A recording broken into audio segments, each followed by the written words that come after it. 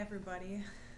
Coming today to tell you a little bit about reflections on community building, community change. Today I have the opportunity to go work with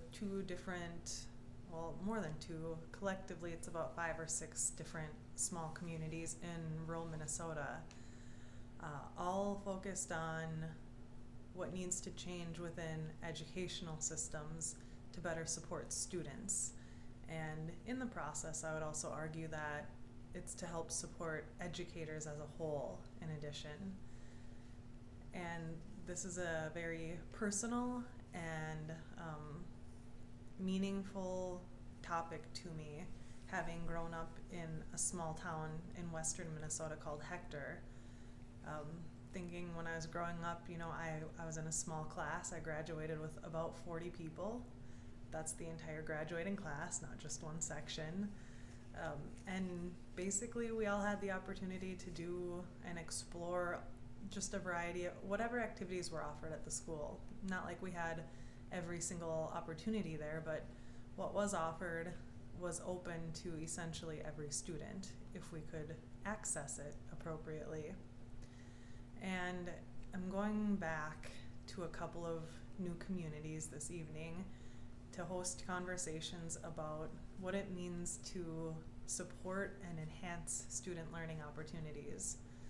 As a teacher, I had really, really amazing experiences collaborating with other nonprofits, local government, and fellow colleagues, teachers and custodians, kitchen staff, administrators, counselors, just a huge variety of different contributors in innovation projects in the schools that I worked at.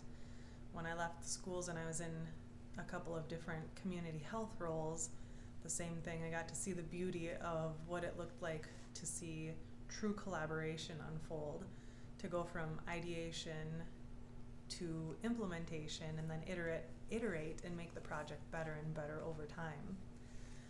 Unfortunately, there's always kind of a dark side of all of this. Whenever we want to make change, because change is uncomfortable, there's a lot of pushback against it. And I guess this video today then is an invitation to reflect on your role in building community. And in building community, there always has to be change. So the question is the change that you are inspired to make very personal and about something that's going to beneficially impact you and someone close to you? Or is it really about building community? Is it really about engaging and enhancing the opportunities and the experiences of the user of the system or community that you're advocating for? If you're on a board, who are the people that use what you offer? If you're a director or an employee, who are the people that get to use and everyday benefit from what you have to offer? And in that line of thinking, what is it that they actually experience from your services and products? Not from the biased perspective of you in a leadership role or you in a giving or ambassador kind of role, but very, very honestly with yourself. If you were put in the shoes of your consumer, your customer, your student, your client, what do they feel? What do they experience? What are the ups and downs? What's the most prominent memory that they have of your offering, of your institution or system? When they go talk to other people about it, what's the first thing they have to say? And by understanding better what it is that the user needs, that the user walks away with at the end of the day, that's where we focus on improvements and change. We look at where gaps might be existing and either improve on the gap or get rid of it because the gap is there because no one needs it.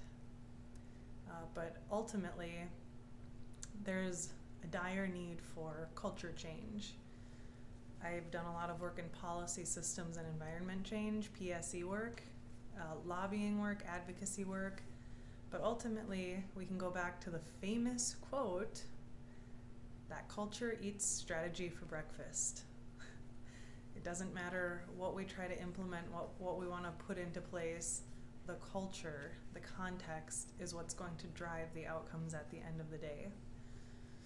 So whatever kind of a change maker you are, whatever kind of an influencer, creator, trailblazer, designer, leader you are, my message here for you is to consider what is the kind of culture that you intuitively and intentionally design. What is it that you're leading, and what do you want to change in the world? If you're not thinking of the experience of the user and the giver, the employee and the customer, I invite you to reframe and create a new kind of lens and perspective from which you do your work. Engagement, experience,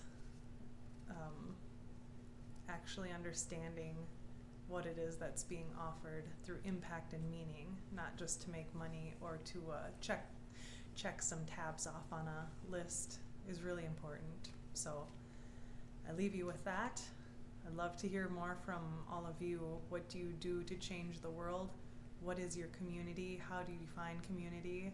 What is culture, and how are you driving culture change for better? And who are you? What are you up to? Thank you, and I'll see you soon.